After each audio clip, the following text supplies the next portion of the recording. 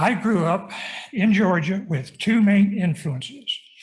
On the one side, I had the redneck culture, and on the other side, I had the Methodist Church. Rather interesting. In the fourth grade, we had 40 kids in the class. One day, the teacher had a session where we could tell jokes in class. That was something new. One precocious kid, and I mean precocious, volunteered, and the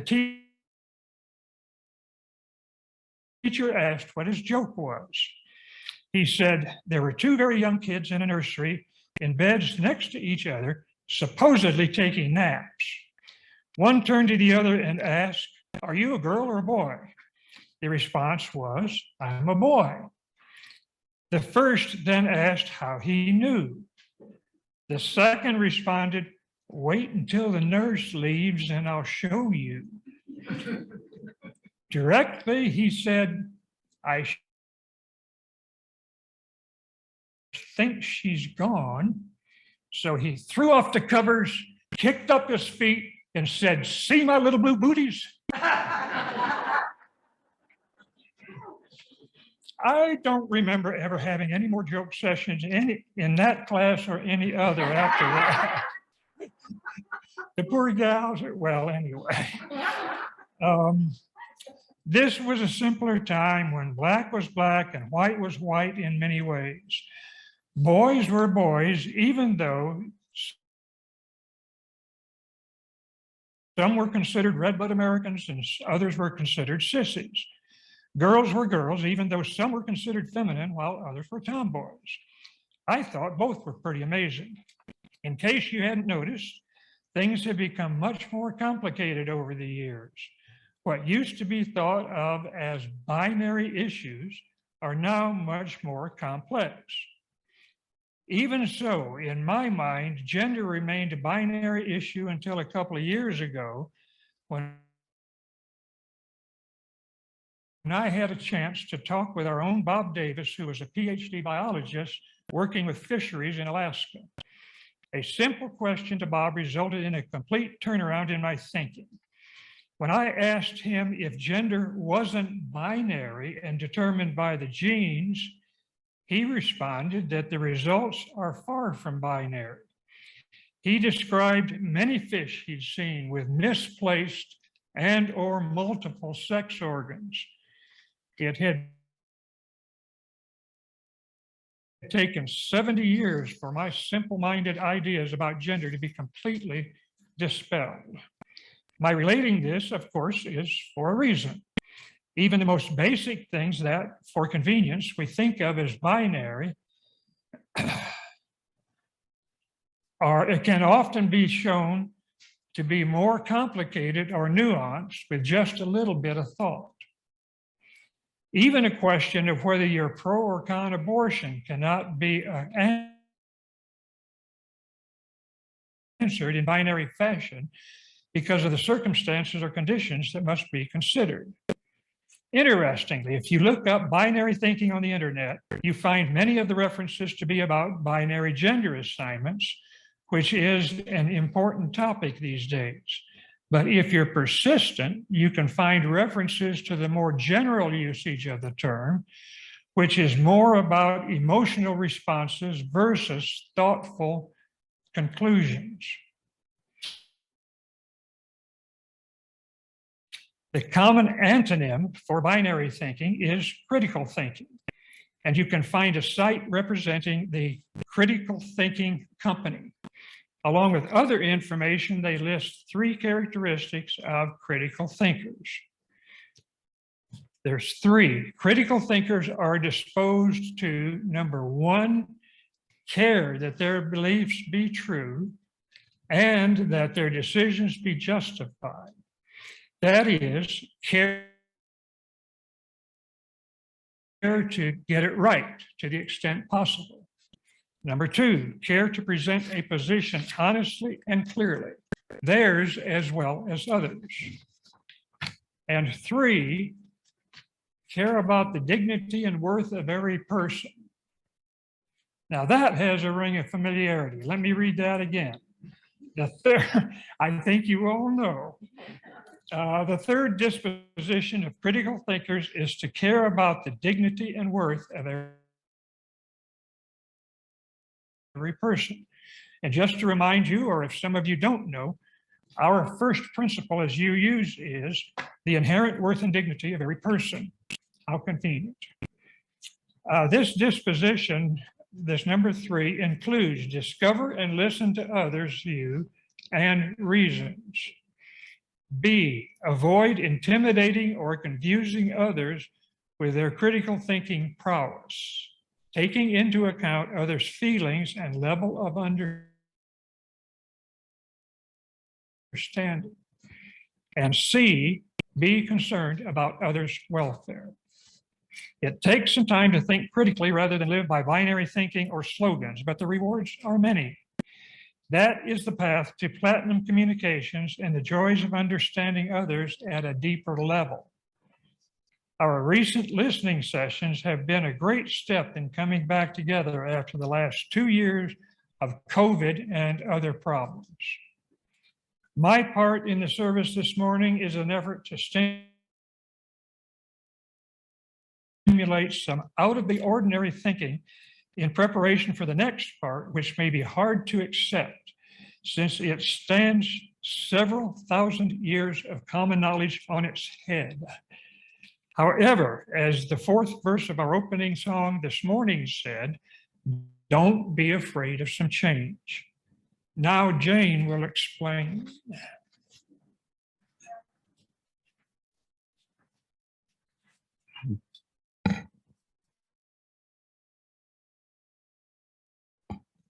Yes, as Charlie noted, I'm going to talk about platinum communication, which is based on a rule that turns the golden rule upside down. Instead of asking us to treat others the way we want to be treated, platinum communication is based on the following rule: treat others the way they want to be treated, or in the more biblical language, do unto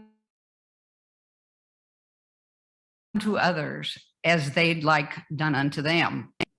The term platinum rule was cited in 1979 by a renowned American sociologist and researcher, Milton J. Bennett, in his developmental model for intercultural sensitivity. Building on Milton's work, the Presbyterian minister Warren Hoffman became famous in the church setting for unifying congregational relationships through what he called platinum communication. And this based on this platinum rule. And he became renowned across the world as a consultant in leadership development for both major corporate and non-profit organizations by teaching about and helping people adopt the principles and practices of platinum communication. Due to popular demand, Hoffman put the essence of his philosophy and methods into a book published in 2020 titled Platinum Communications, Treating Others the Way They Want to Be Treated. Here's the book. It can be bought at Barnes & Noble. It's an inexpensive paperback. It can be bought on the web. And I hope this morning you'll be inspired to go beyond the next 10 minutes and buy this book and take a careful look at it. But I'm going to this morning try in the next 10 minutes or so to tell you a bit about platinum communication. Hoffman taught that there's 4 levels of increasing communication complexity or activities that lead to the effective working partnerships among people of an organization. And I want briefly to describe these 4 levels and then go back and fill in a little more detail.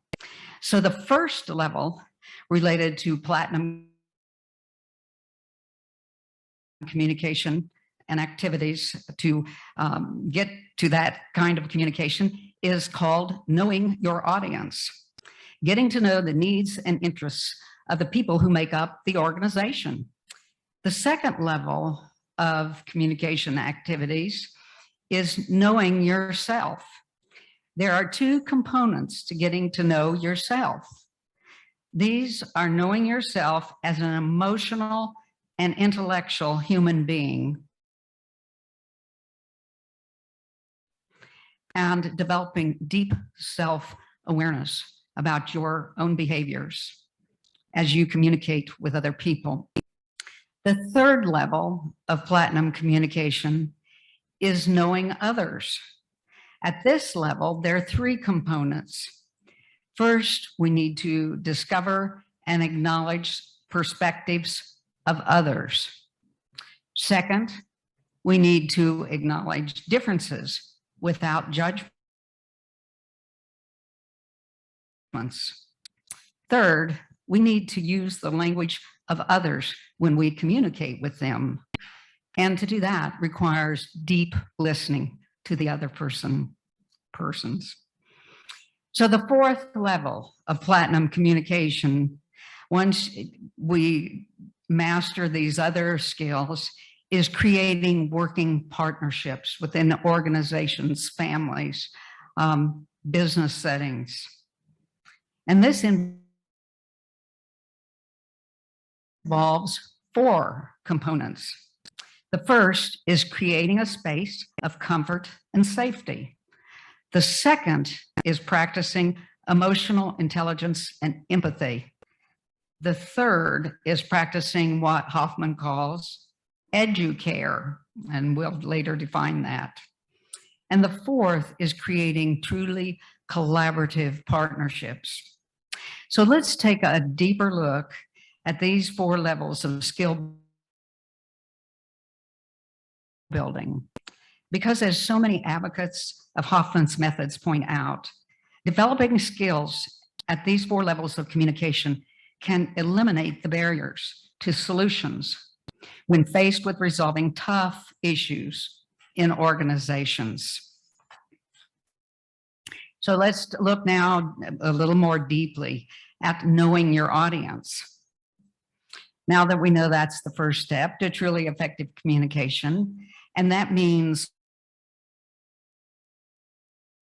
all the members of an organization when we say knowing your audience, so that we can treat them the way they want to be treated.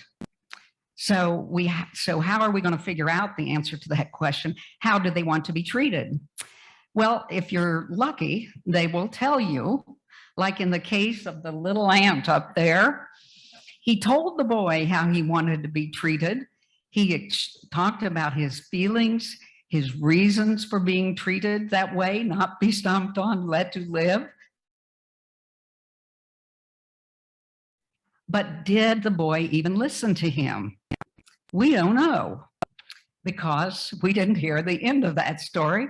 But the children in RE this morning, they're going to be deciding how that little boy should act toward the ant. So if people don't tell us, we have to ask questions with the intent to listen carefully to what they're saying. And we ask questions in a variety of ways to get at how they want to be treated. And this means that we listen more and talk less. We begin by asking open-ended questions, questions that can't be answered with just a simple yes or no. And if we stick to how and what questions, we typically get the best results. And our listening circles are a good example of that, truly giving another opportunity for each person to be clearly heard, to express their feelings, their concerns, their joy, their pain, and what they want their future to look like in this church in particular. So we listen for ideas, values, belief, culture, feelings as people are talking to us. And as we move through the stages of developing platinum communication, we learn that there are 4 English words and one kind of question to avoid if we want to build trust and respect. Platinum communication is all about building trust and respect.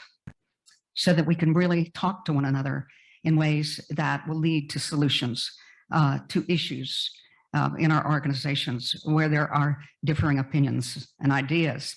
So let's now take a look in depth at level number 2. Level 2 is knowing yourself. This is an emotional and intellectual task. There are 2 components to this. The first component is it involves coming to know what triggers our behavior. What triggers our behavior? Being very conscious of what triggers our feelings of gratitude, anger, helpfulness, sadness, and responsiveness. As an example of a trigger, a behavioral trigger, my trigger is seeing people who lack empathy for those suffering from systemic oppression because of the childhood that I lived and the person that my mother was. This makes me intensely angry. And I have come to realize that, and also realize that if I just stay in a place of anger, things don't get better. I have to move beyond that.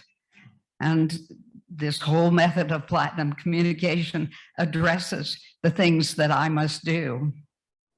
So this is a daily task that never ends. And I want to also say that this is where Hoffman talks about 4 English words that can negatively impact our relationship with others, and he cautions us about their use. The first word is but, B-U-T, but. The next is try, T-R-Y, try. Using that word in a sentence can trigger these negative relationships. The third is the word should, S-H-O-U-L-D, should. And the fourth is the word why, and particularly when it is used to ask a question. I'll say more about that in a minute. So we need, in this knowing ourselves, this first component of knowing ourselves, to start monitoring ourselves to see how often we use these words in conversation. The second component in knowing ourselves is about developing deep self-awareness by noting some of the following things. First, what do your thoughts and when do your thoughts and values revert you to default patterns in your behavior? Again, I will give you an example from my own experience to understand what he means by default behaviors. When I'm in a situation where the other person or people are very angry about something, my default behavior is to get very, very silent. Now that could be constructive if I'm listening carefully to what they're really angry about. But if I continue to remain silent, if I don't take the risk to then have a conversation and ask, I see this was very upsetting to you. What would you like for me to do? What would help? What would help you not feel so angry? Then communication is really taking place and changes can happen. But if I remain silent, I've long since learned in the family, in the classroom, in the community, in the organization, change doesn't happen and things don't get better. Also note things like what puts a smile on your face as you're trying to develop this deep awareness. What information do you hide from your closest friends? When do you change information to suit yourself? What do you do to influence others? What questions do you dislike being asked? What prompts either passive or aggressive behavior in oneself? So that level is all about getting to know yourself and your behaviors, which can affect the outcomes of communication dramatically. So let's move to the third level, knowing others. There's 3 sets of actions in getting to know others, starting with number 1, discovering and acknowledging the perspective of others. This means, but let me first say that perspective, as it's being used in this case, is a way of regarding a person, situation, or subject. So knowing others involves true understanding of what the other is seeing, hearing, feeling, believing. This brings us back to talk less, listen more. These things are as important to others as they are to ourselves. And this calls for respecting differences in others. Judgment often happens when we ask why questions. That's why Hoffman says, stay away from the why questions. Occasionally, there is a time when a why question is really appropriate and needed, but more often than not, when we use questions, why did you do that in the meeting?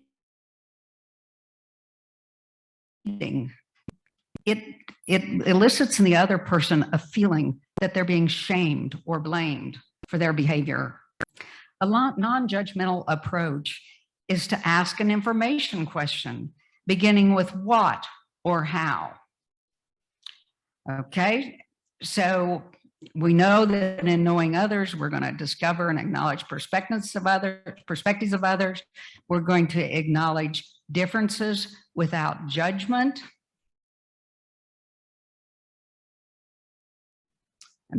And next, we need to use language of the others. We want to call for taking responsibility for both ends of a conversation, listening and speaking. Remember, I said that when I fall into that default pattern of behavior of being silent, I may be listening, but if I don't eventually speak with compassion, nothing improves, nothing gets better. So using the language of others involves that responsibility of both listening and speaking, and asking people to clarify when their words seem ambiguous to you, instead of just guessing at what they're saying or guessing at their intent. Using the person's words to state their point back to them to check if you are following properly. It also calls for when you are speaking to other persons to ask regularly whether they are understanding what you are saying. It's a two-way street. So finally, at this 4th level of platinum communication, creating working partnerships. Once a group of people, leaders, have built skills in the first 3 levels, they are now ready to build collaborative working partnerships. There are 4 steps to co-creating collaborative solutions to resolve issues and to act to achieve the desired future. First is creating a space of comfort and safety where people can share their honest feelings without being attacked or judged. Remember, we come back to that knowing others, where we say that we're going to listen attentively. We're going to do active listening, and I skipped over that. And active listening is a process of listening attentively while someone else speaks, paraphrasing and reflecting back what is said to check understanding, and withholding judgment and advice. Whew, that's the tough one. Withholding judgment or advice, unless perhaps they're really asking for advice. So we're going to create this safe space where people can speak up and not feel attacked or judged. And this, in turn, allows us to be open, caring, and sharing. It's just so interesting. When we're treated well and with respect, we become open, we become more caring, we become more willing to share. And when we communicate in a comfortable, trusting, safe manner, trust trumps fears. which fears are always lurking around the corner.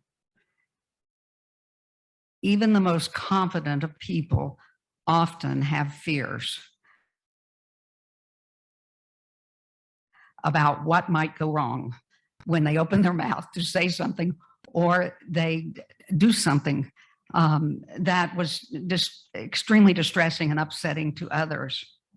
So in creating these partnerships, we first are creating the safe space of comfort and safety. Next, Warren Hoffman says, we need to practice emotional intelligence and empathy.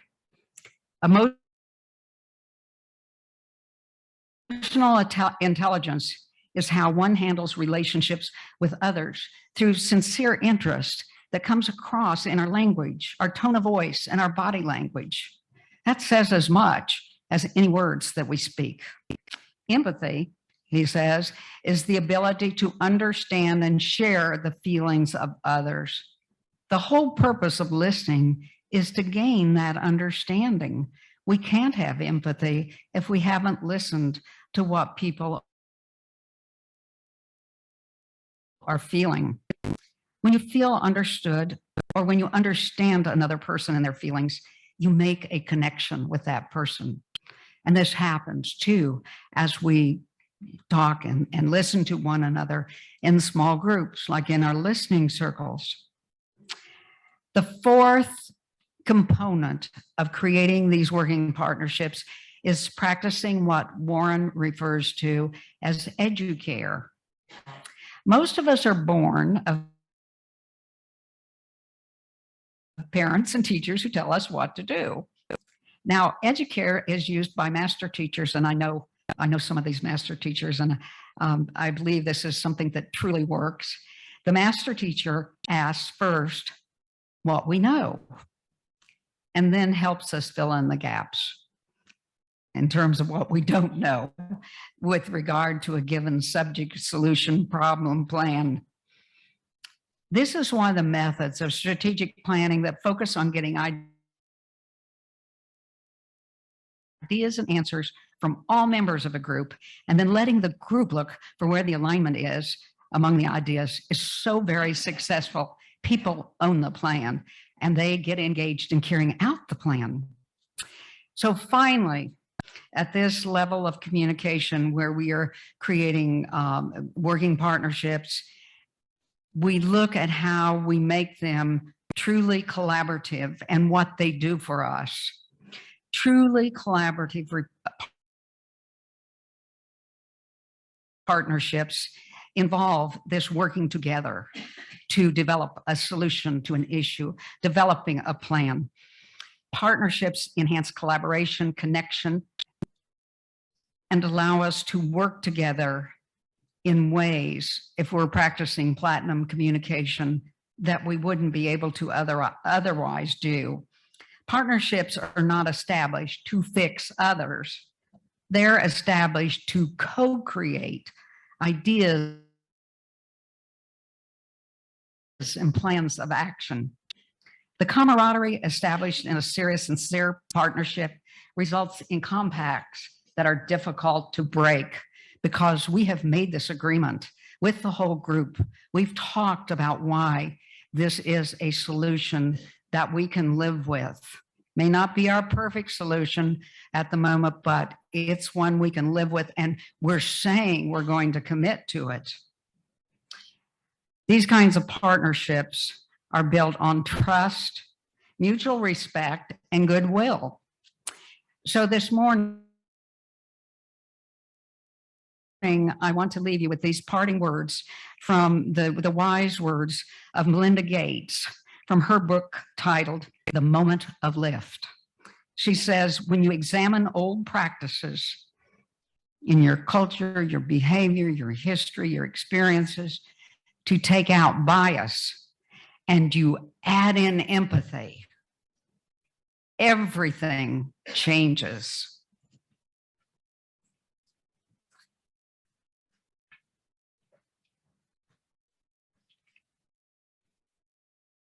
The Operations and outreach of our church needs your input and your contributions. In a moment, the greeters will pass among you with the offering baskets. Please give generously. But before they do, I should remind you that we support organizations identified by the Social Justice Committee with our Change for Change program. This quarter's recipient for our Change for Change donations is the Lutheran Family Services, an official resettlement center for refugees. You can put your actual change in the basket or write a check noting that it's for a Change for Change recipient. Please give generously. If you're looking for a spiritual home and are sympathetic with Unitarian Universalist values and principles, the UU Church of Las Cruces may be the place for you. We believe that when you become a member, you're entering into a warm and deep relationship with the church and all of our members and friends. You are becoming a part of something much bigger than any of us. You are becoming part of a movement to change our community and our world. There are several routes you can take to membership. Speak with one of us after this in-person service. Call the church and leave a message about your interest, and someone will call you back. Or sign the virtual membership book through the link in the electronic order of service. Our closing hymn is number 131, Love Will Guide Us. I invite you to rise and body your spirit, and on Zoom, sing on out.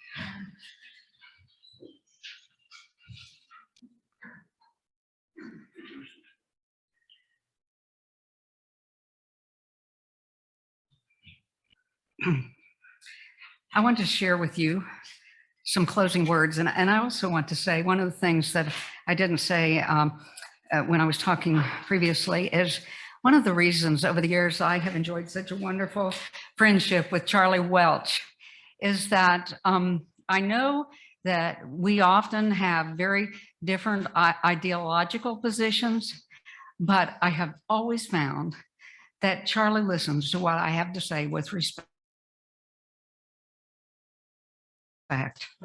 And, you know, I hope I return that respect to Charlie when he expresses his ideas. And, you know, that's an example of how you can keep working together, even when you often have different perspectives. So the words that I'm going to share with you are from Lori DeShane. And these are words that I keep this little card on my office desk where I start and end my day, usually with a lighted flaming chalice at the top. And I try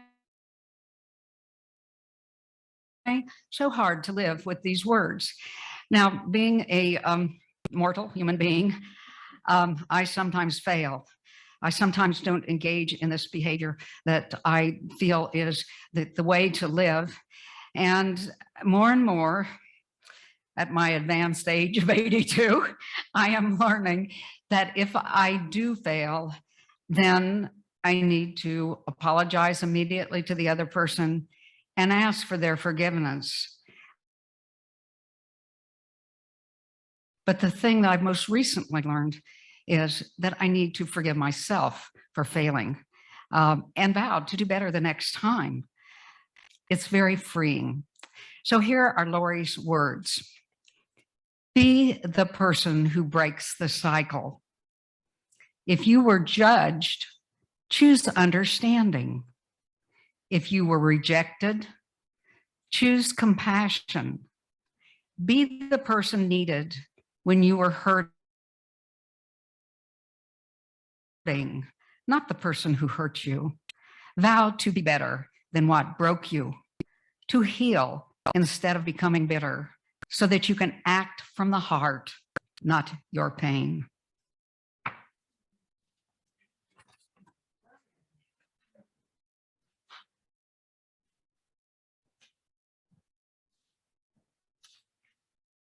Please join me in extinguishing the flame. We extinguish this flame, but not the light of truth, the warmth of community, or the fire. These we carry in our hearts until the